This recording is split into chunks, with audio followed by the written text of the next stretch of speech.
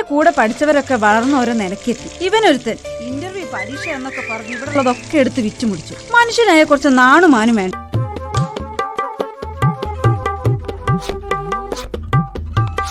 புது வெள்ளை மழை இங்கு பொழிகின்றது.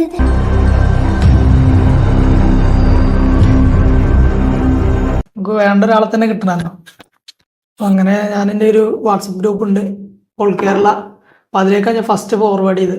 അവിടെ തന്നെ കുറേ റെസ്പോൺസ് വന്നു. പക്ഷേ എനിക്ക് വന്നത് തിരുവനന്തപുരം, തൃശ്ശൂർ, എറണാകുളം അവിടെ നിന്നൊക്കെയാണ്. ഞാൻ 2 ദിവസത്തെ വർക്കുള്ളൂ ഇത് ശരിക്കുള്ളത്. അപ്പോൾ എനിക്ക് വേണ്ടത് നമ്മളെ മലപ്പുറം ആ ഏരിയ എന്നുള്ള ആൾക്കാരെ വേണ്ടത്. അങ്ങനത്തെ കുറേ വന്നപ്പോൾ അത് കുറേ റിജക്റ്റ് ചെയ്തു. പിന്നെ ഞാൻ മലപ്പുറം മാത്രമുള്ള ഒരു ഗ്രൂപ്പുണ്ട്, അതിൽ അതേപോലെ ഓഡീഷൻ അയച്ചു. അപ്പോൾ അവിടുന്ന് ഒരുപാട് റെസ്പോൺസൊക്കെ വന്നു. പിന്നെ എൻ്റെ ലൊക്കേഷനും കറക്റ്റ് വരുന്നത് മഞ്ചേരി ഏരിയയിലാണ്.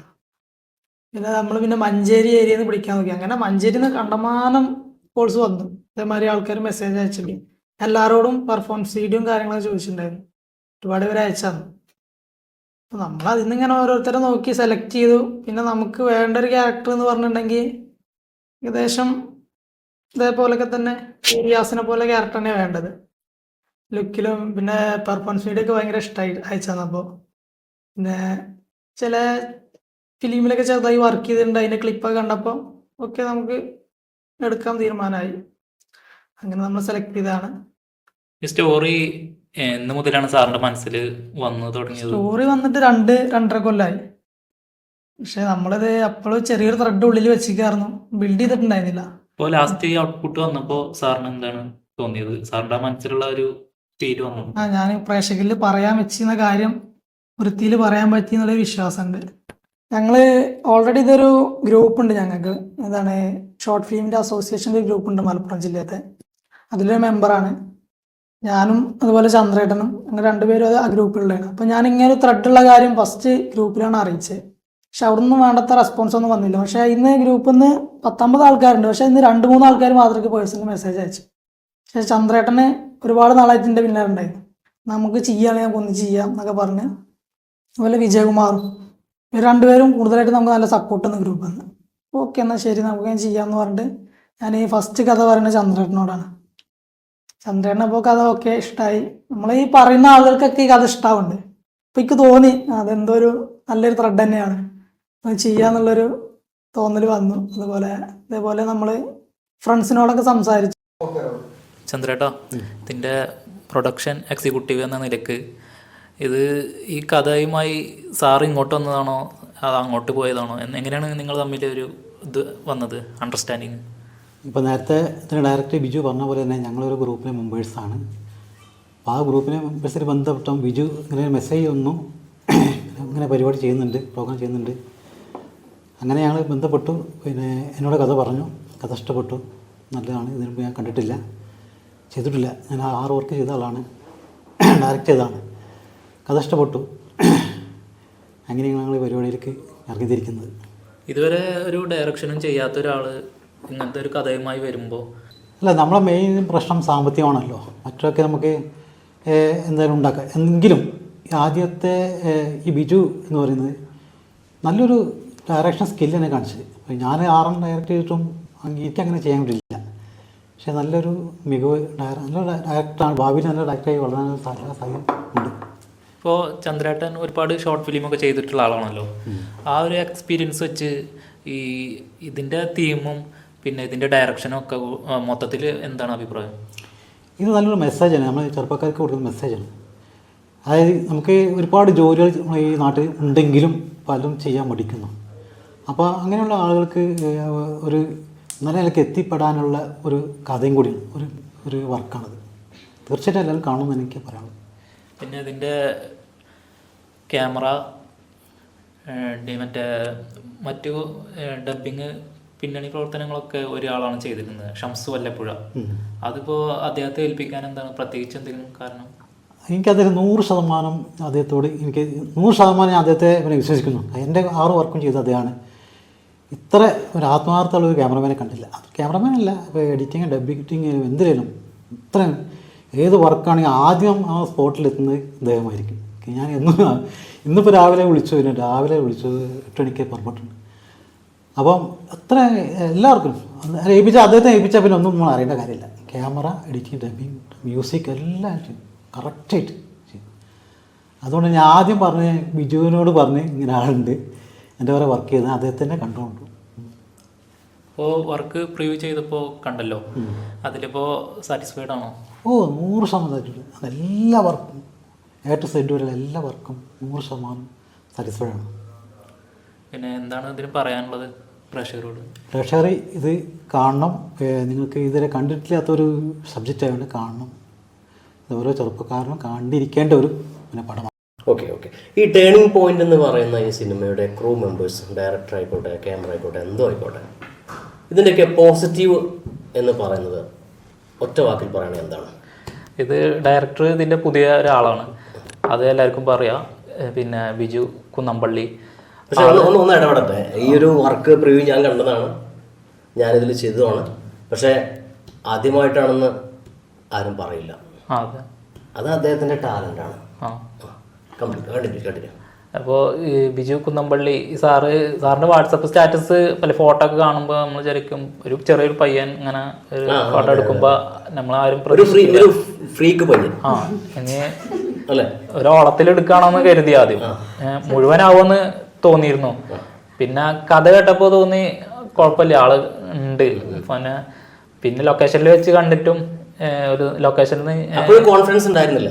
ഇല്ല, ഫസ്റ്റ് കണ്ടപ്പോൾ ഞാൻ ചോദിച്ചു ആര് ഡയറക്ടർ ആരാണ്ട്,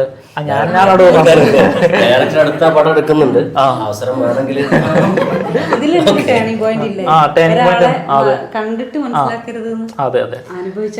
അതെ, അതാണ് എന്റെ പ്രധാനപ്പെട്ട ടേണിംഗ് പോയിന്റ്. അതൊന്നുകൂടെ പറയുന്നുള്ളൂ. അല്ല, ഈ നമ്മുടെ ഈ ഒരു ടോക്കിൽ നമുക്ക് പറഞ്ഞാല് ഇപ്പൊ നമ്മൾ ഒരാളെ കണ്ടിട്ട് നമ്മൾ ആളെ വിലയിരുത്താൻ പറ്റില്ല. അയാളെ അറിയണം, അടുത്തറിഞ്ഞാൽ മാത്രമേ അയാളിൽ എന്തുണ്ട് എന്നുള്ളത് നമുക്ക് അറിയാൻ പറ്റുള്ളൂ. അപ്പൊ ഇതിൽ തന്നെ നമുക്കൊരു ടേണിംഗ് പോയിന്റ് അതിൽ കിട്ടി. അത് എനിക്ക് ഇവൻ പറഞ്ഞ അതേ അനുഭവം എനിക്കും ഉണ്ടായിട്ടുണ്ട്. ഞാൻ വന്നപ്പം തന്നെ ഇതിൽ ആരാ ആള്, ആദ്യം ഇവനാണോ ഷീയാണോ? അല്ല, ഞാൻ തന്നെയാണ്. എന്നോട് ഞാൻ തന്നെയാണ്. അപ്പം നമ്മളെ മനസ്സിലേക്ക് അന്നപ്പോ ഒരു ഇതുണ്ടാവുമല്ലോ, അല്ല നമ്മള് കൊറേ ഡയറക്ടർമാരെ കാണണല്ലേ, കണ്ടതല്ലേ. അപ്പൊ നമ്മൾ അതിലും വ്യത്യസ്തമായിട്ടൊരു കുട്ടി. അപ്പോൾ പിന്നെ ഞാൻ വിചാരിച്ചു നടന്ന് വരികയാണ് വളർന്നു വരുന്ന കലാകാരൻ, അങ്ങനെയാണ് പ്രതീക്ഷ. ഇപ്പൊ കണ്ടപ്പോ അത് ഉറപ്പായി.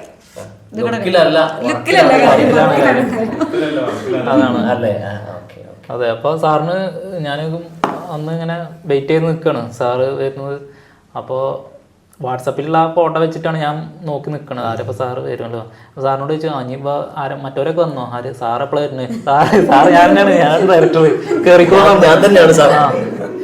പറഞ്ഞു, ബൈക്കിൽ കയറി അങ്ങനെ. പിന്നെ സാറിന് വർക്ക് ചെയ്യാൻ ഏറ്റവും സഹായമായത് നമ്മുടെ ഷംസു വല്ലിലപ്പുഴ ക്യാമറ ആള്. അദ്ദേഹത്തിന്റെ ആ ഒരു കഴിവിനെ കുറിച്ച് പറയുമ്പോൾ അദ്ദേഹത്തിന്റെ സ്റ്റുഡിയോയിൽ നമ്മൾ എടുത്ത് പറയേണ്ടത് ഡബ്ബിങ്ങിന്റെ സമയത്ത് മൊത്തത്തില് വളരെയധികം നമ്മളോട് സഹകരിക്കുന്ന. പിന്നെ ആള് ഒരുപാട് ഫിലിമും ഷോർട്ട് ഫിലിമും ആൽബവും എല്ലാ ഡോക്യുമെന്ററിയും എല്ലാം ചെയ്തിട്ടുള്ള ഈ ഒരു ഫീൽഡിൽ നിരന്തരം വർക്ക് ചെയ്തുകൊണ്ടിരിക്കുന്ന ഒരാൾ. സിന്ധു ചേച്ചിയെ പിന്നെ എങ്ങനെ പ്രിവ്യൂ ഒക്കെ കണ്ടല്ലോ, ഇപ്പോൾ അത് സന്തോഷമായിരിക്കുകയാണ്. ഈ സമയത്ത് ചോദിച്ചോട്ടെ, എങ്ങനെയാണ് ഇതിലേക്ക് എത്തിപ്പെട്ടത്? എന്നെ ചന്ദ്രൻ സാറാണ് ഇതിലേക്ക് വിളിച്ചത്. ഞാൻ ചന്ദ്രൻ സാറിൻ്റെ അടുത്ത് ഒരുപാട് പ്രാവശ്യം ചോദിച്ചിട്ടുണ്ട്, എന്നെ ഒന്ന് ഉൾപ്പെടുത്തുമെന്ന് ചോദിച്ചിട്ടുണ്ട്. അങ്ങനെ സാറ് വിളിച്ചു, ഞാൻ വന്നു. എന്താ പറയുക, എനിക്ക് ഈ ഒരു സിനിമയിൽ വെച്ചാൽ എന്താ പറയുക, ഒരുപാട് സന്തോഷമുള്ള കാര്യം ഉണ്ടായിട്ടുണ്ട്. കാരണം അത് ഫസ്റ്റ് കണ്ട് ലാസ്റ്റ് വരെ നമുക്ക് സങ്കടം വന്നിട്ട് പിന്നെ ലാസ്റ്റ് നമുക്കൊരു ചിരിക്കാനുള്ളൊരു വഴിയാണ് ഉണ്ടായത്. കാരണം അതിലുള്ള കണ്ടൻറ്റ് എന്ന് പറഞ്ഞാൽ ഒരുപാട് നമുക്ക് വേണ്ടപ്പെട്ട കാര്യങ്ങളാണ്. കാരണം നമുക്ക് സമൂഹത്തിൽ എല്ലാവർക്കും കാണാൻ പറ്റുന്ന ഒരു സിനിമ തന്നെയാണിത്. അപ്പം ടേണിംഗ് പോയിൻ്റ് എന്ന് പറഞ്ഞാൽ തന്നെ എന്താണെന്നുള്ളത് ശരിക്കും നമുക്ക് അതിൽ ഇരിക്കുന്നുണ്ട്. തന്നെ എനിക്ക് ഒരുപാട് സന്തോഷമായി. കാരണം ഏതൊരാൾക്കും കണ്ടിരിക്കാനും ഫസ്റ്റ് തൊട്ട് ലാസ്റ്റ് വരെ കണ്ട് ഇരിക്കാൻ പറ്റുന്നൊരു കണ്ടൻ്റാണ് ഇതിൽ വന്നിരിക്കുന്നത്. പിന്നെ കൂടെയുള്ളവർ ആണെങ്കിലും നല്ലൊരു കൂടപ്പിറപ്പ് പോലെ നമ്മളെ സപ്പോർട്ട് ചെയ്ത് നമ്മളെടുത്ത് അങ്ങനെ ചെയ്യണം ഷൗട്ട് ചെയ്യാതെ നല്ല രീതിയിൽ പറഞ്ഞ് അങ്ങനെ മുന്നോട്ട് കൊണ്ടുപോകാൻ പറ്റിയതിലും ഭയങ്കര സന്തോഷമുണ്ട്. ഒരു കുടുംബം പോലെയാണ് ഉണ്ടായിരുന്നത് എല്ലാവരും. മേക്കപ്പ് ആർട്ടിസ്റ്റാണ് കൂടുതൽ ഫോക്കസ് ചെയ്യുന്നത്. അപ്പോൾ അഭിനയത്തോടുള്ള ഇത് ഇപ്പോൾ എങ്ങനെയാണ് ഇപ്പോൾ? അതും ഇതും മുന്നോട്ട് കൊണ്ടുപോകണം എന്നാണ് ആഗ്രഹം. പിന്നെ കൂടെ അഭിനയിച്ച് മറ്റ് ആർട്ടിസ്റ്റുകൾ ഉണ്ടല്ലോ, അവരൊരു ഇതെങ്ങനെയായിരുന്നു സപ്പോർട്ടിങ്? എല്ലാവരും നല്ല, ഞാൻ പറഞ്ഞല്ലോ, നല്ലൊരു കുടുംബം പോലെയായിരുന്നു എല്ലാവരും ഉണ്ടായിരുന്നത്. എനിക്ക് ഏറ്റവും കൂടുതൽ സന്തോഷം പറയാനുള്ളത് ചന്ദ്രൻ സാറിൻ്റെ അടുത്താണ്. കാരണം സാറിൻ്റെ ഒരു ഇതിലാണ് ഞാനിപ്പോൾ ഇവിടെ ഈ ഒരു സ്റ്റേജിലെത്താൻ തന്നെ കാര്യം ഉണ്ടായത്. ഒരുപാട് ഒരുപാട് നന്ദി. പ്രേക്ഷകരോട് എന്താണ്? നിങ്ങളെല്ലാവരും ഈ ഒരു ടേണിംഗ് പോയിന്റ് സിനിമ കാണണം, കണ്ടിരിക്കണം. നല്ലൊരു അനുഭവം ആവും നിങ്ങൾക്കെല്ലാവർക്കും. ഓക്കെ, താങ്ക് യു സിന്ധു ചേച്ചി അനുഭവം പങ്കുവെച്ചതിന്. എങ്ങനെയാണ് ഈ ഒരു സിനിമയിലേക്ക് എത്തിപ്പെട്ടത്? അതായത് നമ്മളിപ്പോൾ ഒരു അവസരം കിട്ടാൻ വേണ്ടി നടക്കുന്നതാണ്. അപ്പോൾ കുറേ നമ്മൾ അലയുന്നുണ്ട്, അപ്പോൾ അതിൽ ശരിയാവുന്നൊന്നുമില്ല. പക്ഷേ ഇതുമാതിരി ഒരുപാട് ഫിലിമിൻ്റെ ആർട്ടിസ്റ്റുകളുള്ള ഗ്രൂപ്പുണ്ട് വാട്സപ്പിലൊക്കെ. അപ്പോൾ അങ്ങനെ ഞാൻ നിരന്തരം ശ്രമിച്ചുകൊണ്ടിരിക്കുന്ന ഇടയിലാണ് പെട്ടെന്നൊരു ഗ്രൂപ്പിലോട്ട് ഞാൻ കയറാനിടയായി. അത് 2-3 ദിവസം അതിൽ ജോയിൻ ചെയ്തിട്ടുള്ളൂ. അപ്പോൾ അതിൽ ഒരു മെസ്സേജ് കണ്ടു, ഇങ്ങനെ ഷോർട്ട് ഫിലിമിൽ ആൾ വേണം അഭിനയിക്കാൻ. ഞാൻ എപ്പോഴും ചെയ്യുന്ന മാതിരി തന്നെ അതിലോട്ട് അയച്ചു കൊടുത്തു കാസ്റ്റിങ്ങിന്. പക്ഷേ എനിക്ക് റിപ്ലൈ വന്നു, എൻ്റെ ആൾ പറയാമെന്ന് പറഞ്ഞു എൻ്റെ നോക്കിയിട്ട്. അപ്പോൾ എപ്പോഴും നമ്മൾ അയക്കണ ആ ഒരു ഫീൽ തന്നെ എടുത്തു. വരുമോ, ഇനി തിരിച്ച് വരുമോ എന്തോ അറിയില്ലാന്ന്. 2 ദിവസം കഴിഞ്ഞപ്പോൾ തിരിച്ച് ഓക്കെയാണ്. പിന്നെ അതിൻ്റെ പ്രൊഡക്ഷൻ എക്സിക്യൂട്ടീവ് ആൾ സംസാരിക്കുമെന്ന് പറഞ്ഞ് വിളിച്ചു. പിന്നെ ആൾ ചന്ദ്രൻ സാറായിരുന്നു. അപ്പോൾ ആൾ പറഞ്ഞു ഒന്ന് ഫോട്ടോ അയച്ചു കൊടുക്കണം. അപ്പോൾ അങ്ങനെ വീണ്ടും ഞാൻ ഫോട്ടോ അയച്ചു കൊടുത്തു. പിന്നെ ഒരു ദിവസം 2 ദിവസം കഴിഞ്ഞപ്പോഴാണ് പിന്നെ സാറ് എനിക്ക് വിളിക്കുന്നത്. ഞാൻ കഥ പറയാം, ഇപ്പോൾ ഒഴിഞ്ഞിരിക്കുകയാണോ എന്ന് ചോദിച്ചു എന്നോട്. അതെ, സാറ് പറഞ്ഞു കഥ പറയാം, എന്താണ് ഇതിൽ ചെയ്യേണ്ടതെന്നതിനെ കുറിച്ച് ഞാൻ ചോദിച്ചു. അപ്പോൾ ആൾ പറഞ്ഞത് ഇതിൻ്റെ ക്യാരക്ടർ ഞാൻ എന്താ ചെയ്യേണ്ടതെന്നൊന്നും പറഞ്ഞില്ല. ആളാദ്യം എന്നോട് കഥയാണ് പറഞ്ഞത്. മൊത്തത്തിൽ കഥ ഫുള്ളായിട്ട് ഒറ്റ ഇതിൽ പറഞ്ഞു. അപ്പോൾ എനിക്ക് ഒരു ഐഡിയ ഉണ്ടായിരുന്നു എൻ്റെ ക്യാരക്ടർ ഏതാണെന്ന് എനിക്ക് അറിയില്ല. അപ്പോൾ നമുക്കൊരു ചാൻസ് വേണമെന്നുള്ള ഒരു ഇതിൽ അതിൽ ഏത് ക്യാരക്ടറായാലും ചെയ്യാമെന്നുള്ള നിലക്ക് ഞാൻ നിൽക്കുന്ന ആളായിരുന്നു. അപ്പോൾ അതിനുശേഷം സാറ് ഇങ്ങോട്ട് ലാസ്റ്റ് കഥ പറഞ്ഞു കഴിഞ്ഞാൽ സാറ് ചോദിച്ചു, ഇതിൽ നിങ്ങൾ ചെയ്യേണ്ട ക്യാരക്ടർ ഇന്നാളാണ്. അപ്പോഴാണ് എൻ്റെ കിളി പോയത്. അതെനിക്കറിയില്ലായിരുന്നു. അപ്പോൾ ഓക്കെ ഞാൻ ചെയ്യാം, ഓക്കെ കുഴപ്പമില്ല. അപ്പോൾ അങ്ങനെ പിന്നെ നേരെ ലൊക്കേഷനിലേക്ക് പോയിരുന്നു. ഡ്രസ്സ് എടുത്ത് ലൊക്കേഷനിലേക്ക് വന്നാൽ മതി എന്ന് പറഞ്ഞു. അങ്ങനെ ലൊക്കേഷനിലേക്ക് എത്തി. ഒരു നായക കഥാപാത്രം, കേന്ദ്ര കഥാപാത്രത്തെ ചെയ്യുമ്പോൾ ഇപ്പോൾ ഈ ടേണിംഗ് പോയിന്റ് എന്ന സിനിമയിൽ ചെയ്തപ്പോൾ നിങ്ങൾ നേരിട്ട വെല്ലുവിളികൾ എന്തെല്ലാം? വെല്ലുവിളി എന്ന് പറഞ്ഞത് ഇതിന് പ്രൊഡ്യൂസറില്ല. മെയിനായിട്ട് സാറിൻ്റെ ഒരു വിഷമം നമുക്ക് മനസ്സിലാവും. ഇത്ര സമയത്തിനുള്ളിൽ തീർത്ത് പോകേണ്ടതാണ്. ഇപ്പോൾ ലൊക്കേഷനിലായാലും മറ്റു കാര്യങ്ങൾക്കായാലും സാമ്പത്തികം ഇല്ലാതെ മുന്നോട്ട് പോകാൻ ഭയങ്കര പ്രയാസമാണല്ലോ. അപ്പോൾ ആ നിലക്ക് സാറിന് ബുദ്ധിമുട്ടിക്കാത്ത രീതിയിൽ നല്ല ഷെഡ്യൂൾ ചെയ്ത് വർക്ക് ചെയ്ത് മുന്നോട്ട് പോകണം തന്നെയായിരുന്നു. അതിലെടുത്ത് പറയേണ്ട ഒരു കാര്യം നമ്മുടെ ഡയറക്ടർ തന്നെയാണ്. അതിലുപരി നമ്മുടെ ക്യാമറമാൻ. നമ്മളൊരു വർക്ക് ചെയ്യാൻ പോകുന്ന സമയത്ത് ഒരു സൈറ്റിൽ ഷൂട്ട് ലൊക്കേഷനിൽ എത്തിക്കഴിഞ്ഞാൽ ആദ്യ പകുതി വരെ ഈ ക്യാമറമാൻ ആണെങ്കിലും ഡയറക്ടേഴ്സ് ആണെങ്കിലും ഒരു ഭയങ്കര സൗമ്യനായിരിക്കും. പക്ഷേ ഒരു ഉച്ചയ്ക്ക് ശേഷം അല്ലെങ്കിൽ അതിൻ്റെ ഒരു പകുതി കഴിഞ്ഞാൽ പിന്നീട് എല്ലാവരും എന്ത് ചെയ്യുന്ന വെച്ചാൽ ഒന്നിങ്ങോട്ട് ഇതായി പോകും, ഹറിബറായി പോകും. പക്ഷേ ഈ നമ്മുടെ ക്യാമറമാൻ ഷംസുഖ അങ്ങനെ ആയിരുന്നില്ല. രാവിലെ ഏത് സ്കെയിലാണോ നിന്നിരുന്നത് അതേ സ്കെയിൽ തന്നെയാണ്. ഇനി എത്ര വൈകിട്ടാണെങ്കിലും, ഇനി ഒരു റീടേക്ക് പറയുകയാണെങ്കിലും, റീടേക്ക് നമ്മൾ എക്സ്ട്രാ പോവുകയാണെങ്കിൽ പോലും, അത് ഡയറക്റ്റാണെങ്കിലും ഷംസുഖയാണെങ്കിലും വളരെ എന്താ പറയുക, വളരെ സൗമ്യനായ രീതിയിൽ നമ്മൾ പറയാം മാഷ ഒരു ഒന്നുകൂടെ ശരിയാക്കാം. അതിലപ്പുറത്തേക്ക് ഒരു ടോണ് അല്ലെങ്കിൽ ഇവരെ മുഖം കറുത്ത രീതിയിൽ അല്ലെങ്കിൽ എനിക്ക് കാണാൻ പറ്റിയിട്ടില്ല എന്നുള്ളതാണ്. നല്ലൊരു അനുഭവം തന്നെയായിരുന്നു അത്. ഇപ്പോൾ ഈ കഥാപാത്രം ചെയ്ത് കഴിഞ്ഞപ്പോൾ പൂർണ്ണമായിട്ടും അത് ചെയ്തു എന്ന് തോന്നുന്നുണ്ടോ? അത് എങ്ങനെയാണ്? അത് ഇനി എത്താനുണ്ടോ? അങ്ങനെയാണ്. അത് നമ്മളൊരു കഥാപാത്രം ചെയ്ത് കഴിഞ്ഞാൽ നമുക്ക് എന്തെങ്കിലുമൊക്കെ എക്സ്ട്രാ ആഡ് ചെയ്യാമായിരുന്നു എന്ന് തോന്നും.